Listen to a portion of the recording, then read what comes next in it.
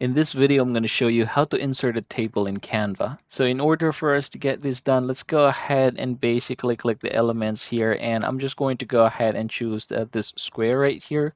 And then we're going to go ahead and put it here at the side. And you can go ahead and basically adjust or resize this one depending on your wants and needs. And yeah, after doing that one, you can just go ahead and right click and copy this one and then paste it.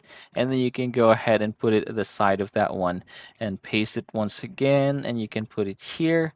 And yeah, another thing that I'm going to show you is that you will see the number there. It says 29. That's actually the distance between one shape and the other.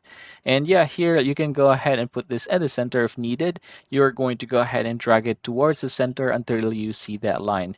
Now, another thing that I'm going to show you is basically copying all of these in order for you to create more. So I'm going to go ahead and paste and add them down below in order for us to create another row.